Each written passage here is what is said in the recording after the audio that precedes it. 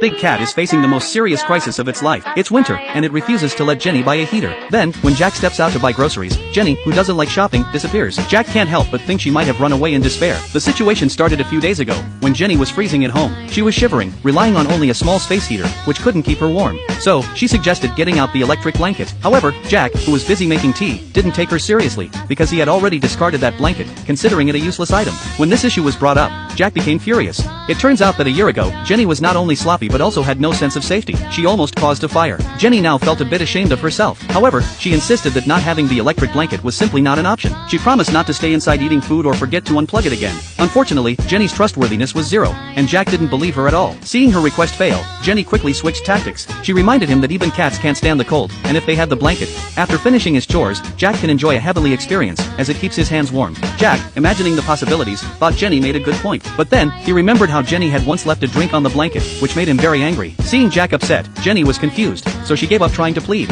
Instead, she resorted to shopping online to place an order. When the blanket arrived at their doorstep, even if Jack wanted to return it, he couldn't. But Jack had seen through Jenny's little trick and snatched the phone away, threatening to put it on a hot pan. Jenny, frightened, stopped trying to buy it. She then revised her plan. Her new strategy was to bribe Jack with something good. She decided to go out and buy catnip. Excited, Jenny pushed open the door and suggested they go to the supermarket together. But during her thinking, Jack had already left. On the other hand, Jack arrived at the supermarket and found a lucky draw event. If you brought 5 receipts, you got one chance to win a prize. The third prize was the electric blanket Jenny wanted. Jack, with hope in his heart, searched through his wallet and found 5 receipts. Unfortunately, he only won a consolation prize, a pack of tissues. When Jack returned home, the house was unusually quiet. He couldn't find Jenny in the bedroom or the bathroom. A feeling of unease quickly took over him. Worried, he rushed out to look for her. But as he opened the door, he collided with Jenny, who had just returned. Seeing her, Jack immediately hugged her and started crying. But when he saw the electric blanket in her hands, he was stunned. Jenny hurriedly explained that she had won it in the lucky draw. She usually never shopped at the supermarket, but a kind old lady had given her 4 additional receipts. With her extreme luck, Jenny had managed to win the blanket. Hearing this, Jack silently put away the pack of tissues. Then, after assembling the blanket, Jenny took out a can of food, trying to please Jack. Jack, still easily swayed by her attentions, softened. She also promised to take care of cleaning under the table from now on, so it would be fine for him to sleep there.